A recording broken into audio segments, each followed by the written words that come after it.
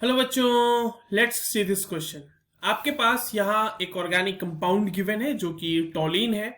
टॉलिन का reaction Cl2 के साथ कराया जा रहा है इन प्रेजेंस ऑफ HNO और वहां से प्रोडक्ट बन रहा है P। और सवाल यही है कि P यहाँ पर क्या हो सकता है। ठीक है, चलिए इस क्वेश्चन को सॉल्व करते हैं। और सबसे पहले ये देखते हैं कि इस क्वेश्चन को सॉल्व करने के लिए हमारे पास कौन से की कॉन्सेप्ट की जानकारी होनी चाहिए। Now this is a reaction of halogenation of aliphatic chains. Halogenation of aliphatic, देखो अल्केन्स बोल लो या फिर एलिफेटिक चेन्स बोल लो। मैं एलिफेटिक चेन्स इसीलिए बोल रहा हूं क्योंकि जब आप HNO के प्रेजेंस में हैलोजिनेशन कराते हो ना, तो जनरली क्या होता है कि एरोमेटिक रिंग के साथ सब्सटीट्यूटेड जो एलिफेटिक चेन है उसके ऊपर सब्सटीट्यूशन होता है और बेंजीन रिंग के ऊपर सब्सटीट्यूशन नहीं होता है। अब यही क्यों नहीं होता ये हमें समझना है।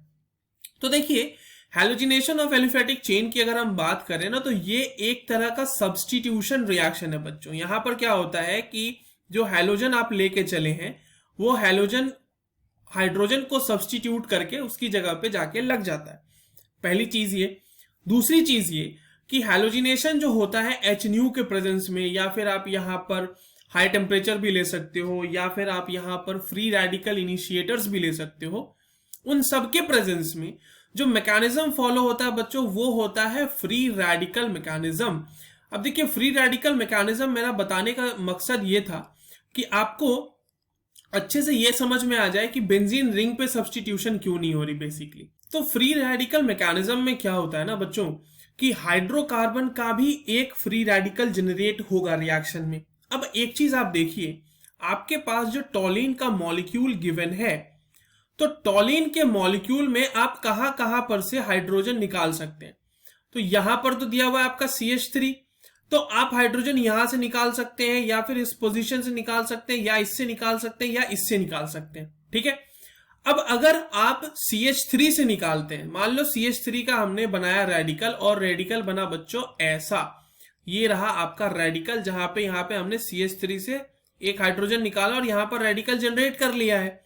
और अगर आप बेंजीन रिंग के किसी भी कार्बन से अगर हाइड्रोजन हटाते हैं तो वहां पे आपके पास फिनाइलिक रिंग का फिनाइलिक फ्री रेडिकल ही बनेगा ना। लेट्स से कि हमने ऑर्थो पोजीशन वाला हटा लिया, तो ऑर्थो पोजीशन कौन सा होता है, CH3 ग्रुप जहां पे लगा हुआ है उसके ठीक बाजू वाला, यानी कि यहां पर फ्री रेडिकल जनरेट कर लिया। या फिर आप कहीं से भी निकालोगे तो मान लो वो मेटा पोजीशन से निकल गया, उसके बाजू वाले पोजीशन से, मतलब तो या तो वो ये बन सकता है। तो किसी भी केस में, in either of the case, जो पहला आपके पास बना है ना ये फ्री रेडिकल, जहां पे CH2 रेडिकल जो एलिफेटिक चेन था उससे निकला है, तो वो जो है वो एक है benzylic radical. Now benzylic radicals are highly stable. अगर फ्री रेडिकल्स की बात करें, ऑल्दो तो फ्री रेडिकल्स बहुत स्टेबल कंपाउंड्स नहीं होते, बहुत ही रिएक्टिव होते हैं स्पीशीज, कंपाउंड बोलना गलत है, स्पीशीज बहुत रिएक्टिव होते हैं।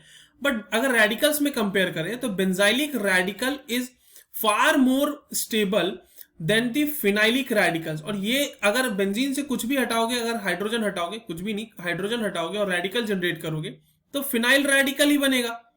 तो क्योंकि फिनाइल रेडिकल बनाना पहले तो मुश्किल है, क्योंकि बेंजीन रिंग के कार्बन का हाइब्रिडाइजेशन होता है sp2 और उससे निकाल रहे हो आप हाइड्रोजन।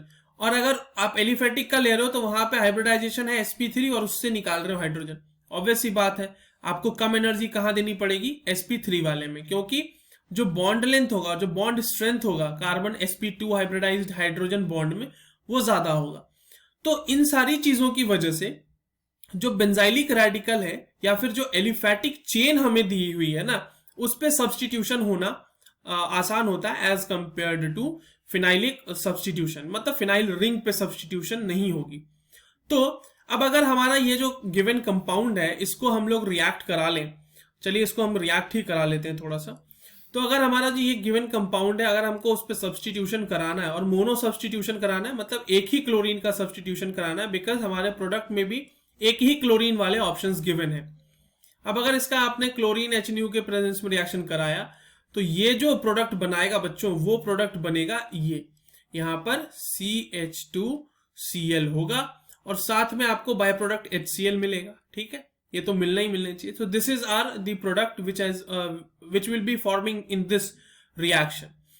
तो चलिए ऑप्शंस चेक करते हैं. देखो ऑप्शन ए में फिनाइल रिंग पे सब्सटीट्यूशन गलत नहीं होगा. ऑप्शन बी में फिनाइल रिंग पे सब्सटीट्यूशन गलत नहीं होगा.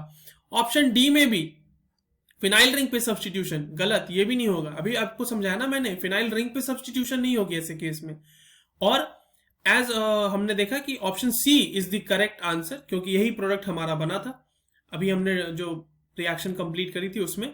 So this is the reaction, this is the overall reaction and the product for this given question. I hope you understood this well. All the very best.